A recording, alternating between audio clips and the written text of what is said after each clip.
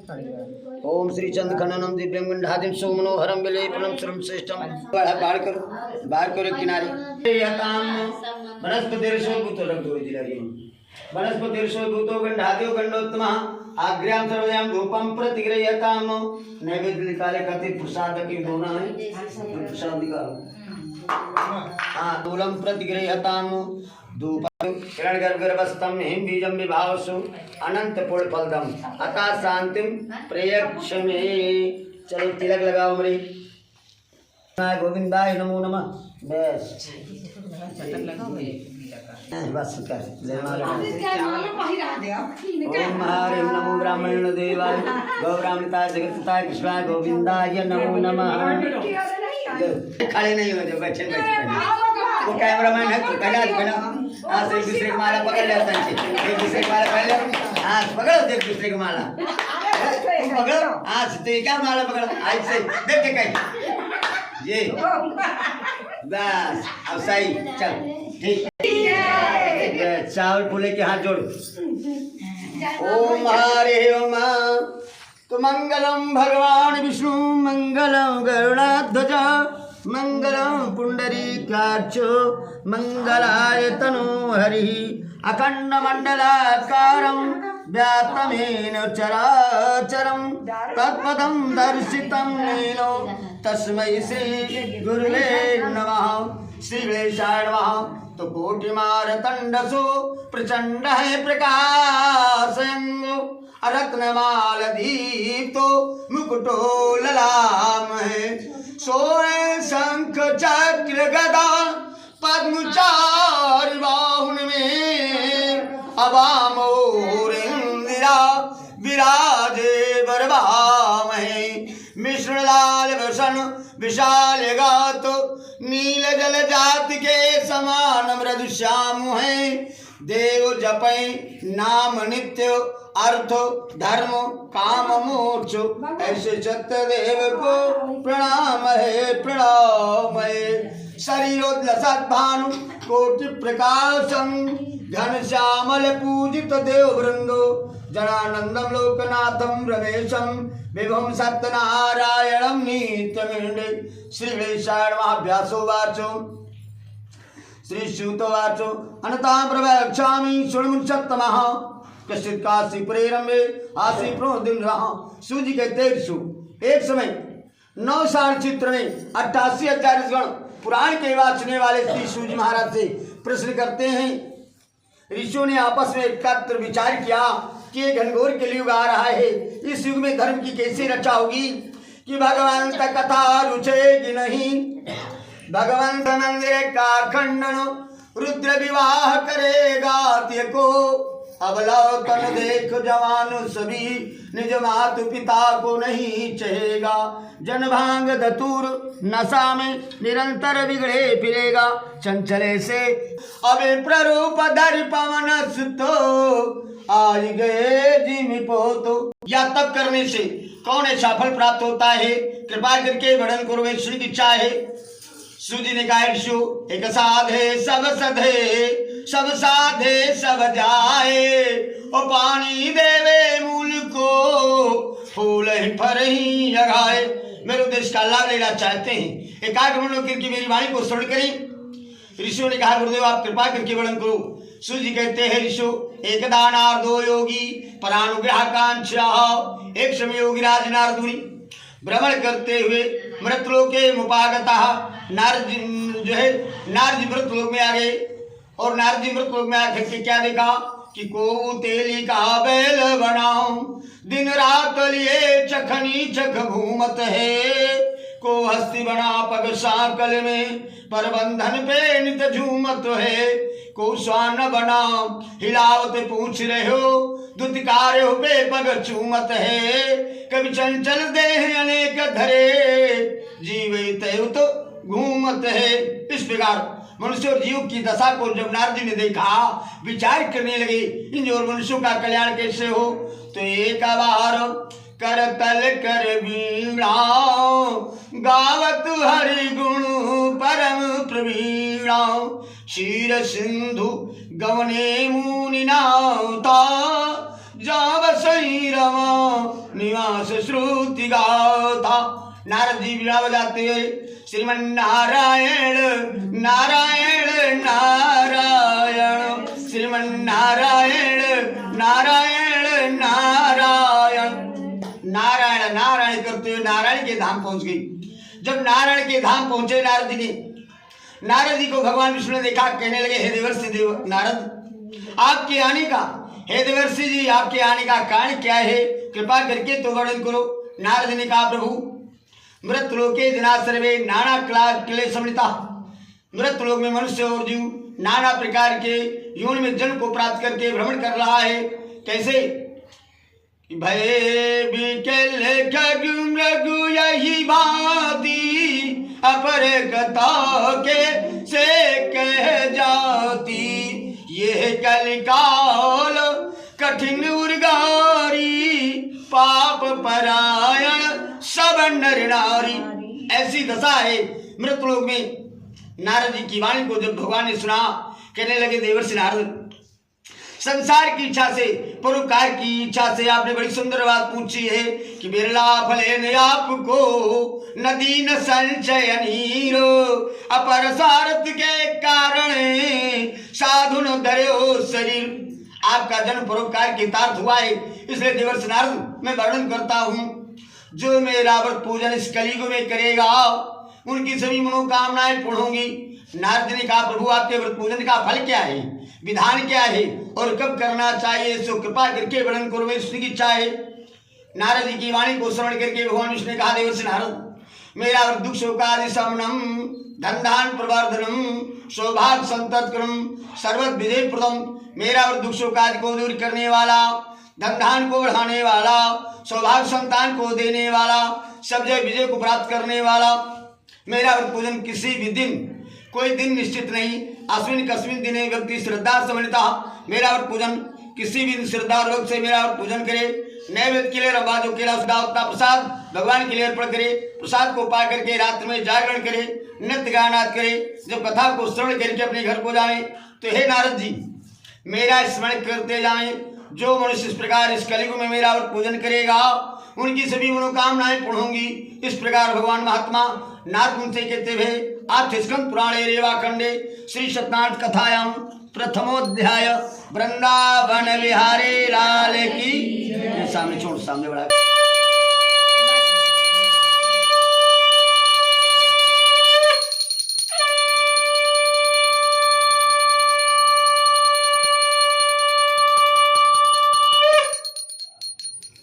नमस्कृत्य नारायण नमस्कृत्य नरं चैव नरोत्तमं देवीं सरस्वतीं व्यासं ततो जयमुदीरयेत्। सूजी कहते ऋषियों, एक काशीपुर नगरी में सतानंद नाम ब्राह्मण था।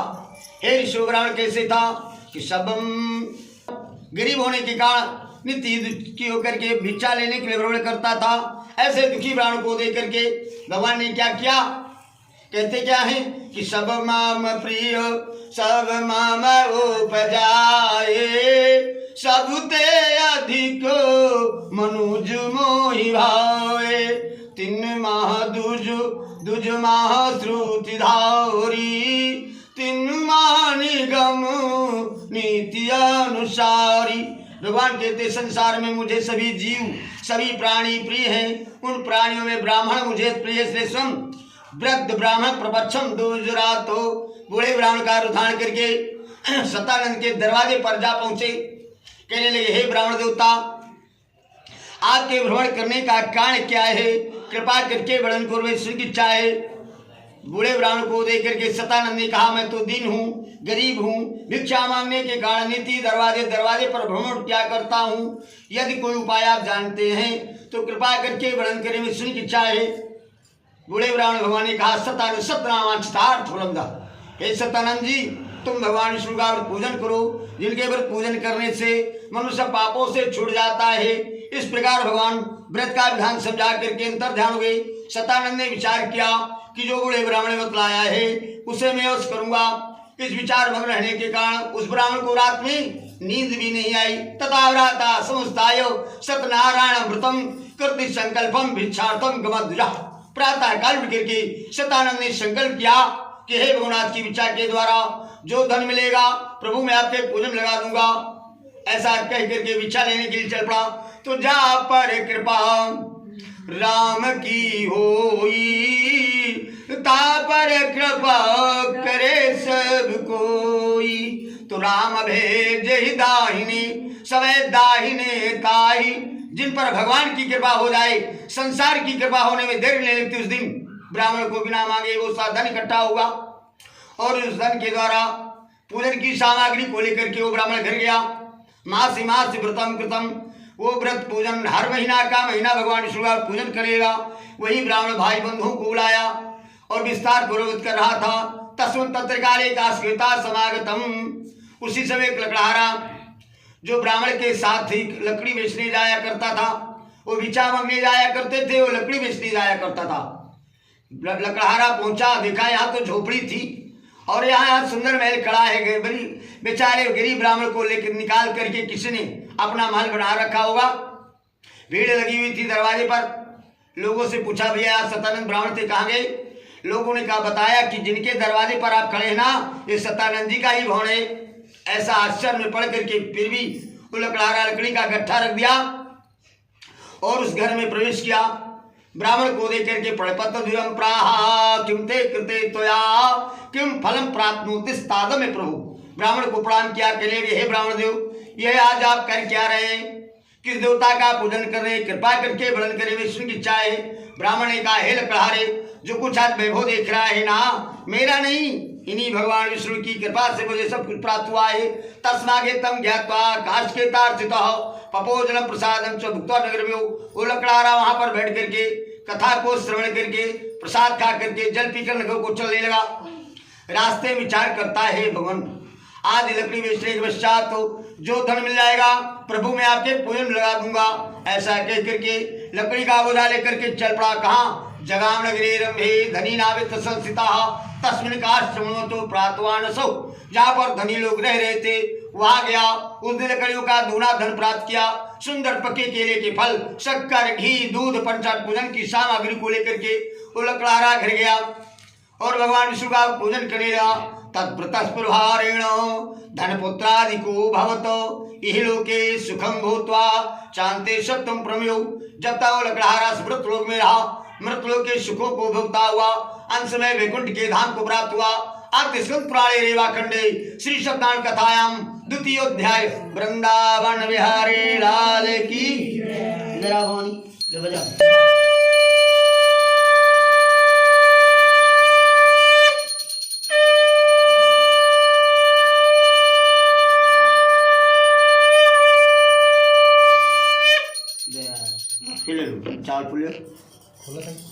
ओम हरि ओम। तो मंगलम भगवान विष्णु मंगलम गरुड़ध्वजा मंगलम पुंडरीकाक्षो दिने दिने धनम दत्त्वा जान संतोषी सुधी। जितेंद्री था, सत्य बोलने वाला, नित्य देव ध्रुवे जाने वाला, नित्य ब्राह्मण को दान देने वाला, संतुष्ट रहने वाला, ऐसा राजा था। पर उस राजा की रानी कैसे थी? चंद्रमा के समान मुख वाली। पर वो रानी कैसे थी कि एक ही धर्म, एक ही धर्म, स्त्री का दूसरा कोई धर्म नहीं होता। एक ही धर्म एक व्रत में मां अकाय वचन मम पति पद प्रेम। राजा की जो रानी थी, राजा के सित भद्रशिला नदी तीरे से तरसवाचरे। तो भगवान सत्यनारायण जो विष्णु है उन्हीं का वो उत्तम व्रत पूजन दोनों राजा और रानी कर रहे थे। तस्मिन तत्र साधुर एक समागतः। उसी समय एक साधु व्यापार करने के निमित्त गया हुआ था। एक नदी के किनारे देखा क्या बड़ी भीड़ लगी हुई है। जाकर के नदी नौका जो है नदी के किनारे ही खड़ी कर दिया। राजा के समक्ष जाकर के पूछने लगा हे राजन। पहले जाकर के राजा को प्रणाम किया और पूछने लगा हे राजन किदम कुर्से राजन भक्त चे शाह। आप ये कर क्या रहे? किस देवता का पूजन कर रहे? कृपा करके वर्णन करें और इस व्रत पूजन से कौन सा ऐसा फल प्राप्त होता है? राजा साधु इसकी वाणी को सुन करके कहने लगा हे राजन, हे सेठ जी, इस व्रत के परताप से वंशहीन सुत पाए और निर्धन धन पावै सदा रंक राव हो जाए। राजा की सीमाड़ी को सुन करके साधु कहने लगा, राजन मैं भी आपके बताए हुए व्रत भोजन को करूंगा, क्योंकि मेरे कोई संतान नहीं। इसलिए कबीर ने लिखा है कि पति बिन सूनी मांग अपुत्र बिन है घर सूना, यह दुख का कारण है, यही बिन है दुख दूना। राजन आपकी कृपा से मेरे सब कुछ है, परंतु कोई संतान नहीं। अगर आपके बताए हुए इस व्रत के द्वारा, पूजन के द्वारा, भगवान की कृपा के द्वारा मेरे को संतान की प्राप्ति होगी तो मैं आपका बताया हुआ व्रत पूजन अवश्य करूंगा। राजा से व्रत का विधान समझ करके वो साधु इस घर गया। भार्यो कथितम व्रत संतदायकम तथा व्रतम कृष्यामि दास संसद। वो संतानदायक व्रत पत्नी से लीलावती से कहने लगा कि हे प्रिय, मैं संतानदायक व्रत को देख करके आया हूँ, पर उस व्रत को करूंगा कब? जब मेरे पुत्र हो या पुत्री प्राप्त हो तब। इति लीलावती प्राहा पत्नी साधु संगतः एकस्मिन् दिवसे तस्य भार्या लीलावती सती दर्तुक्तानन् चित्ता दर्परायणः गणेशा भार्या सत्प्रसादतः। पति के सहित प्रसन्नचित्त हो, धर्म में तत्पर हो, श्री भगवान विष्णु की कृपा से वो साधु इसकी पत्नी गर्भवती हुई। 10वें मासे तस्या कन्या रत्नो जायतम दिने दिने सा वृद्धे शुक्लपक्षे था शशि। 10वें मास बाद उसके घर से कन्या का जन्म हुआ। ऐसी वो कन्या कैसे थी? जैसे शुक्ल पक्ष का चंद्रमा प्रतिपदा से लेकर के पूर्णिमा तक बढ़ता है, इसी प्रकार वो पुत्री अपने पिता के घर में बढ़ने लगी। नामना कलावती चेती तम नाणम कृतम ततो लीलावती प्राहा स्वामिरम मधुरम बचा। लीलावती अपने सेठ जी से कहने लगी कि हे सेठ जी, इसका नामकरण नहीं हुआ, आप पहले इस पुत्री का नामकरण करवाएं। ब्राह्मण के द्वारा नामकरण होने लगा तो ब्राह्मणों ने कला बढ़ने के कारण इसका उस पुत्री का नाम कलावती रख दिया। सेठानी ने कहा, हे सेठ जी, आपने जो पूर्व काल में संकल्प किया था उसे क्यों नहीं पूरा कर डालते? काल करे सो आज करो, आज करे सो अबो, अपल में प्रलय होगी तो बहुर करोगे कब? सेठ जी ने कहा, क्या? सेठानी ने कहा था कि आप कह रहे थे ना जब मेरे पुत्र या पुत्री होगी तो मैं भगवान विष्णु का पूजन करूंगा, उसे क्यों नहीं कर डालते? सेठ जी ने कहा, हे प्रिय, विवाह समय तस्याम करिष्याम व्रतम प्रिय। इस कन्या के छठी वरोत्याग में मेरा जो धन है काफी खर्च चुका है, इसलिए अब इस कन्या के विवाह के समय, विवाह के पश्चात करूंगा। ऐसा अपनी पत्नी को समझा करके सेठ जी व्यापार में लग गया। जब व्यापार से लौट करके आया तो कन्या सखी शाह, कन्या अपने सखियों के साथ खेल रही थी। साधु इसने अपनी पुत्री को देखा, देख करके अपने दूतों बुलाया, कहने लगे, हे दूतों जाओ, विवाहित कन्या या मरम शिवचार्य हो, जाओ मेरे कन्या युवक ढूंढ करके ले आओ। साधु की आज्ञा पा करके वो दूत गया कहाँ? कंचन नगर जो कलकत्ता है, वहां जाकर के सुंदर गुणवान वेश पुत्र को देखा। कैसे कि जाति में महान है, पिता का बड़ा व्यापार है, ये दुर्लभ है जग में, कभी चंचल सत्य विचार है। ऐसे गुणवान वेश पुत्र को ला करके साधु वेश के समझ किया। साधु वेश ने अपनी पुत्री का विवाह वैदिक लौकिक क्रिया के द्वारा संपन्न कर दिया। दामाद को भी साथ लेकर के व्यापार करना प्रारंभ कर दिया कि दुख में सिमरन सब करे, असुख में करे न कोई, और जो सुख में सिमरन करे दुख काहे कोई। भगवान रुष्ट हो जाते कि देखो कह रहा था मेरी संतान होगी तब मैं करूंगा आपका पूजन, संतान की प्राप्ति होगी, इसलिए पुत्री का विवाह भी कर लिया, व्यापार दामाद के साथ करना प्रारंभ कर दिया। तो विनय न मानत जलधि जड़, गए 3 दिन बीत, बोले राम सकोप तब भय बिन होए न प्रीति। जब तक भक्त को कष्ट नहीं होता तब तक वो भगवान की याद नहीं करता, इसलिए भगवान ने क्या किया? अपने मायावी दूतों को भेज दिया। कहाँ? चंद्रकेतु वस्तम, राजा चंद्रकेतु की नगरी में भेज करके राजा का धन ले लिया, और वो मायावी दूत जहां दोनों ससुर दामाद ठहरे थे उस धन को वही की नौकाओं में रख करके अंतर ध्यान हो गई। और साधुवेश के घर में जो धन था वहां भी वो मायावी चोर जा करके साधुवेश के घर का भी धन हरण कर दिया।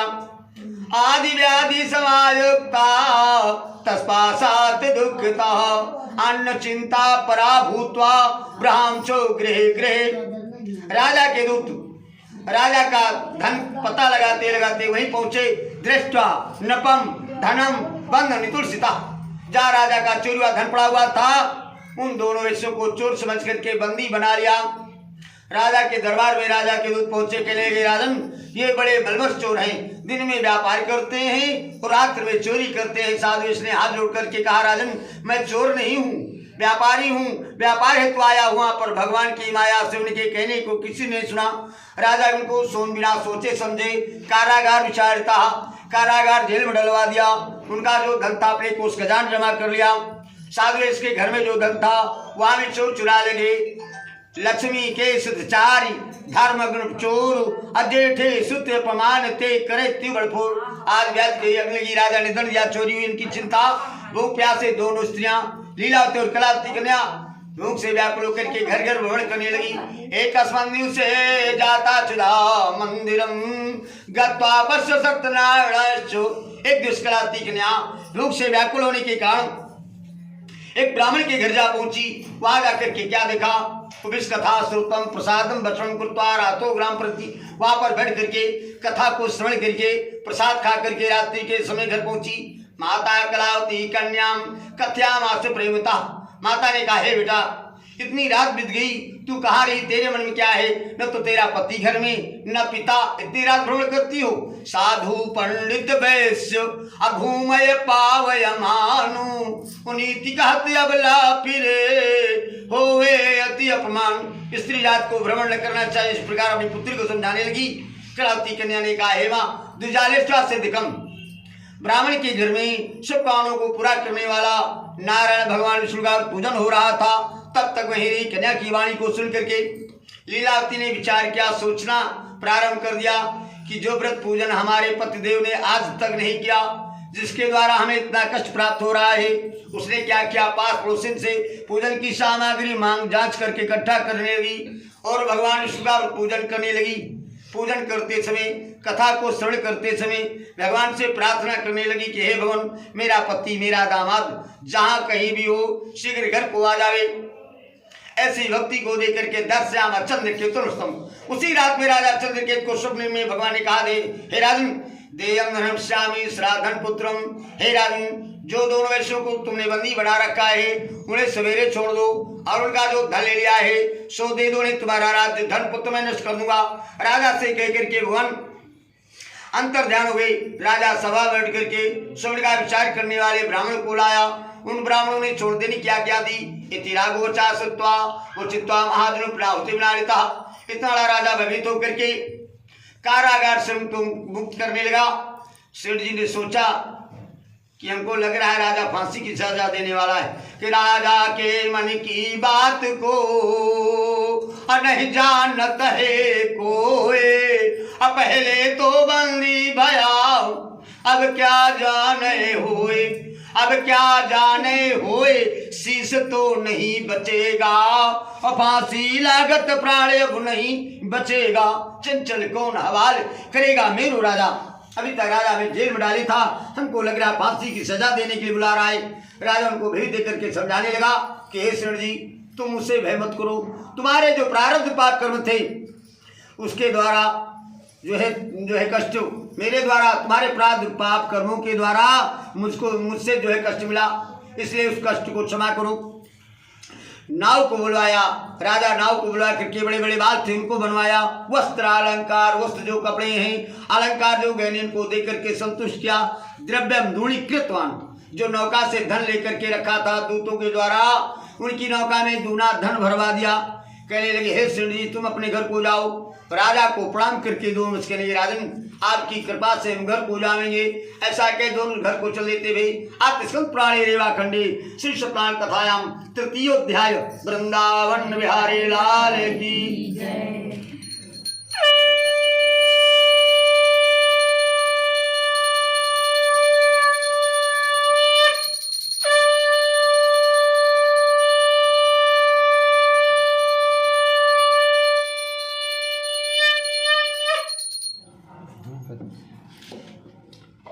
नाव में कहे महाजनमस्तु। भगवान ने दंडी का उदाहरण किया, मक्का के सोच जाकर के पहुंच गई।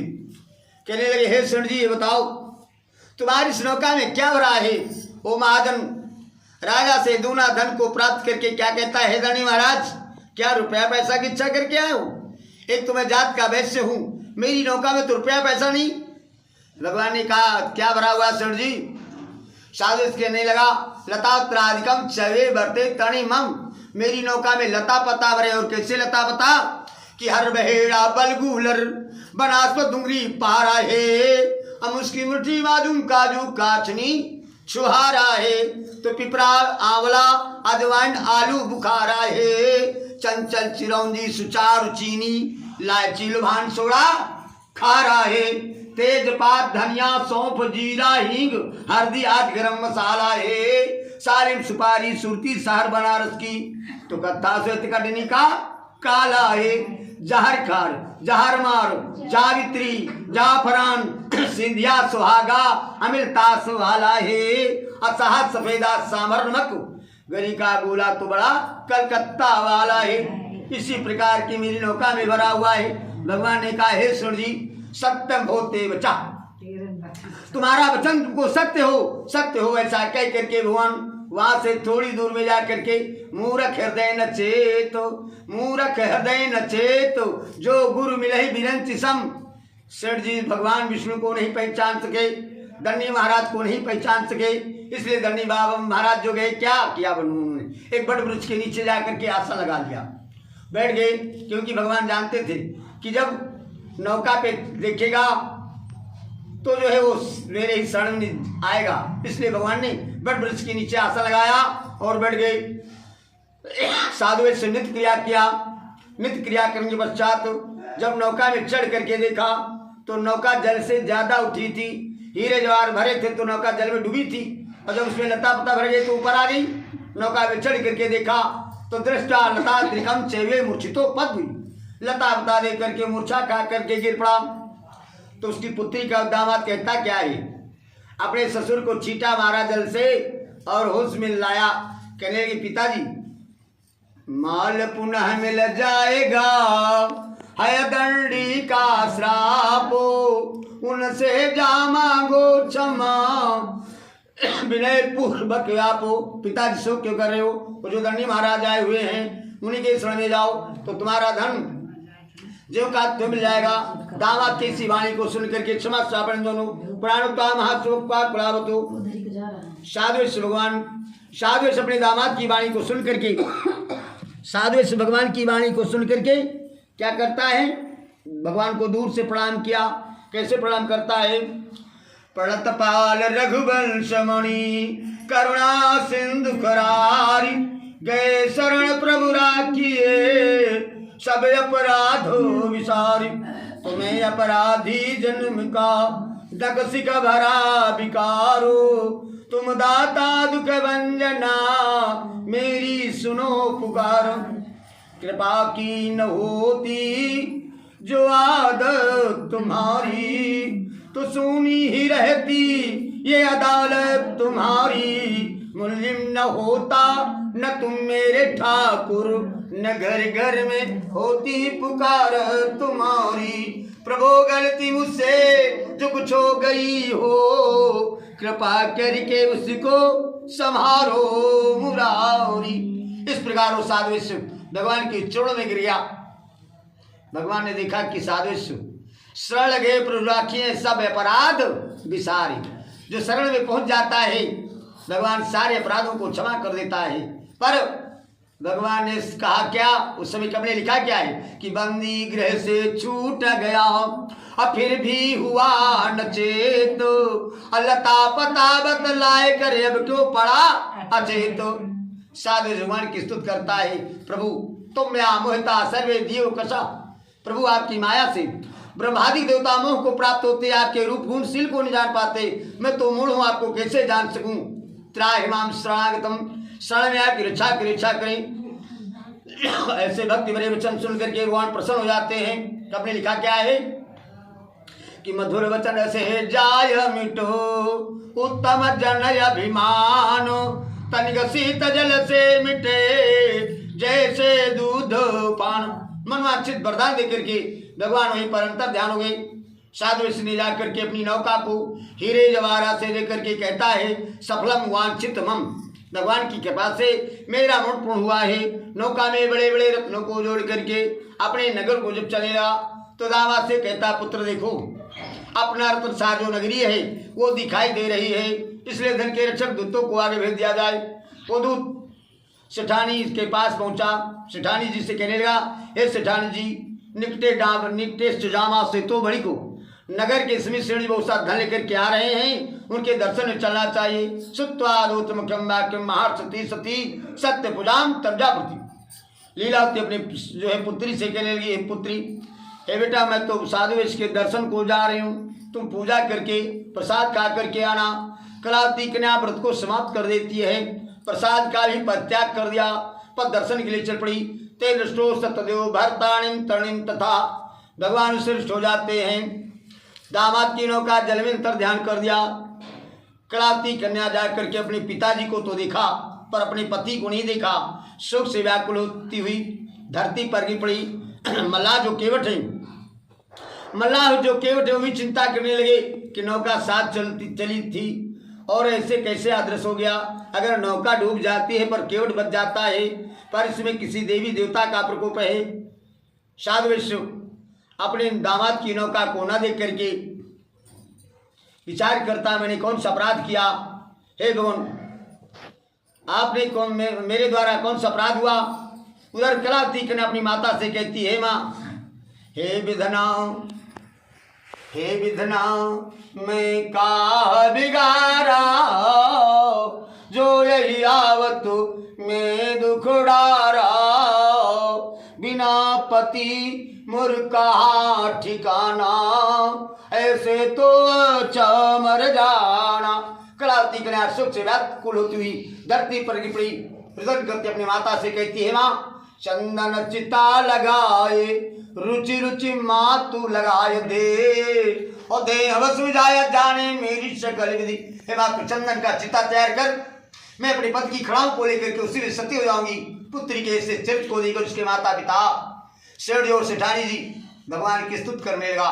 कैसे स्तुत करता है भगवान की कि प्रभु सत्य गिरा प्रहलाद सुनी, प्रभु सत्य गिरा प्रहलाद सुनी, प्रगटे नरखम बजाओ जगराज ग्रसो गजराज तहाँ तत्काल विलंबन कीन कहो। श्रुति साखी दरा किए पांडव धू पट लूटन कोटिन भूप जहाँ। तुलसी पद सोचो विमोचन को जन को प्रणय आपो न को कहाँ। हे भगवान गज और गिरा जल में लड़ रहे थे, गज के प्राण की रक्षा की, प्रहलाद के प्राण की रक्षा की, द्रौपदी के चीर को बढ़ाया। हे तुलसी के मन को हरण करने वाले भगवान विष्णु आप मेरी रक्षा करो। त्राहिमाम शरणतम शरण की रक्षा करें। ऐसे भक्ति भरे वचन सुन करके भगवान आकाशवाणी करते हैं कैसे आदृष्टो भवत्तस्या कन्यकाया पति ध्रुवम ग्रामगत्वा चेत पुनः। हे श्री जी तुम्हारी कन्या घर जावे प्रसाद पा करके पुनः आवे तो लग्धवती सुता साधो न संशया, तुम्हारी पुत्री का पति अवश्य मिलेगा। ऐसे आकाश मंडल से वाणी को सुन करके कलावती कन्या क्षिप्रम तदा ग्रहण, आकाशवाणी को जैसे ही सुना क्षिप्रम तदा ग्रहणता प्रसाद घोषा। कलावती कन्या घर गई, घर जा करके भगवान को प्रणाम करके प्रसाद खा करके पुनः वापस आई तो दर्शनम स्वयं पति, अपने पति के दर्शन को प्राप्त करके अपने पिताजी से कहती पिताजी विलंबम कुर्थे कथम, यहाँ देर क्यों करते हो, घर चलो, किसी प्रकार की फिर आपत्ति ना आ जाए। कन्या की वाणी को सुन करके फिर भी साधु वैश्य सेठानी के सहित तो श्री भगवान विष्णु का वहाँ पर पूजन किया। पूजन करने के पश्चात प्रसाद खा करके निज स्थान को गया। आगे हर पूर्णमासी संक्रांति जो अमावस्या है नियम पूर्वक भगवान विष्णु का पूजन करता रहा। इस लोक में मृत्यु लोक में जब तक रहा तब तो सुख भोगता हुआ अंत में वैकुंठ के धाम को प्राप्त हुआ। आज स्कंद पुराणे रेवा खंडे श्री सत्यनारायण कथायाम चतुर्थोध्याय वृंदावन विहारी लाल की।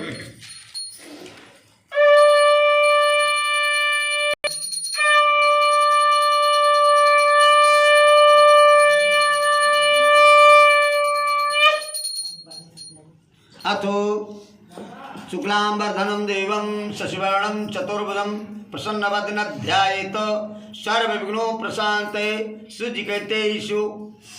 एक तुंगदो महाराजा तुंगध्वज नाम का राजा प्रदीप पर हुआ। वो राजा कैसे था कि नीति निपुण चाहिए नपति और राजा प्रजा मानो आदेश शत्रु के सामने धरे न म्यान कृपाणु। नीति का पालन करने वाला राजा था। परंतु एक बार ये राजा वन में जाकर के अनेक भांति के पशुओं का शिकार करके जब लौटा तो क्या देखा, आगत बट मूलम चो दृष्टा गोग्रा। एक बट वृक्ष के नीचे महासंतोषी गोबर जो हैं भगवान विष्णु का पूजन कर रहे थे। राजा दृष्टा दर्पेण गत्वा न वापसा। राजा ने देखा कि यहाँ बड़ी भीड़ लगी हुई है, गोबर कुछ कर रहे हैं, पर भी राजा न तो हाथी से उतरा न भगवान को प्रणाम किया। कथा समाप्त हो चुकी थी। गोगणों ने सोचा आज हमारा अहो भाग्य है जो हमारे प्रसाद के समय राजा शामिल है, पहले राजा को प्रसाद दें। जब ही राजा को प्रसाद ला करके देने, राजा क्या कहता है, हे गोगणों ये चुटकी भर आटा मुझे देने ले जाओ, मुझे नहीं चाहिए। भगवान को बड़ा कष्ट हुआ, इस राजा को इतना बड़ा घमंड आ गया, इसने मेरे प्रसाद का अनादर कर दिया है। तो तस्य पुत्र शतम नष्टम धन धानिकम चेतो। हे राजा तूने मेरे प्रसाद का अनादर कर दिया तो तेरा धन राज्य पुत्र सब नष्ट हो जाए। राजा नगर में जाकर के देखा उस राजा के 100 पुत्र थे, मृत को प्राप्त हो गई। जो धन धान था नष्ट होने लगा। राजा विचार करता है मैंने कौन सा अपराध किया जिसके द्वारा ऐसा कष्ट प्राप्त हो रहा है। ब्राह्मणों को बुलाया, ब्राह्मण से पूछा, ब्राह्मणों ने कहा राजन आपके ऊपर किसी देवी देवता का प्रकोप है, इस कारण से आपको ऐसा कष्ट प्राप्त हो रहा है। राजा ने कहा मैंने तो कोई दंडनीय अपराध नहीं किया, दंडनीय अपराध मैंने कोई नहीं किया, पर गोगण मुझे प्रसाद ला करके दे रहे थे, उस प्रसाद को जरूर मैंने नहीं लिया। इसलिए कभी लिखा है कि धन का घमंडो प्यारे मन से दूर कर, ओ दौलत खजाना सब यहीं पे रह जाना है। इस अल्पकाल जीवन में भगवान का ध्यान धर, आया है जहाँ से तो वहीं फिर जाना है। कि झगड़े और लड़ाई का कुछ भी है काम नहीं, बैर ना काहू को किसी से ना बढ़ाना है। अलाकन में एक बात बता रहा सबको, काहू को सताओ नहीं अंत मर जाना है। कि चींटी के पाए में बांधी गेंदो, कि चींटी के पाए में बांधी गेंदो, चाहे तो समुद्र के पार लगावें, चाहे तो रंग से राव करें, अरुराव को द्वार ही द्वारो फिरावे। राजा की क्या दशा हुई, जहाँ राजा राजत्व का आरोहण करने वाला वो राजा पैदल चल करके गोगुण के दरवाजे गया। जहाँ हाथी से नहीं उतरने वाला था वही राजा पैदल चल करके गोगुण के दरवाजे गोगुण को इकट्ठा किया और श्री भगवान विष्णु का पूजन करने लगा। तद्व्रत प्रहारेण, उस व्रत के प्रभाव से, उस प्रसाद के प्रभाव से वो राजा धन पुत्र आदि को भवतो, इस व्रत रोग सुख की कामना करता हुआ अंत में वैकुंठ के धाम को प्राप्त हुआ। तो विशेषतः कलयुग सत्य पूजा फलम प्रदा। इस कलयुग में भगवान विष्णु का पूजन विशेष फल देने वाला है। कि कलयुग केवल नाम आधारा, सुमेरे नर उतर ही पारा। इस युग में कोई काल कहता है, कोई सत्य कहता है, कोई इस कहता है, कोई सदैव कहता है, तो नाना रूप धरो भूतवा सर्वे काम फलम प्रदा। भगवान इस कलयुग में नाना रूप धारण करते हैं और उस नाना रूप धारण करके सभी भक्तों का कल्याण करते हैं। जिन्होंने भगवान विष्णु के व्रत पूजन को किया था, हे ऋषियों अब उनके दूसरे गुणों का हाल कहता हूँ। तो सतानंदो महाप्राज्यो सुदामा नाम भूतो अतस्मिन् जन्म श्री कृष्ण मोक्षवापा। अति बुद्धिमान सतानंद जो ब्राह्मण था वो दूसरे में सुदामा नाम का ब्राह्मण हुआ, जो गुरु से कपट अमित्र से चोरी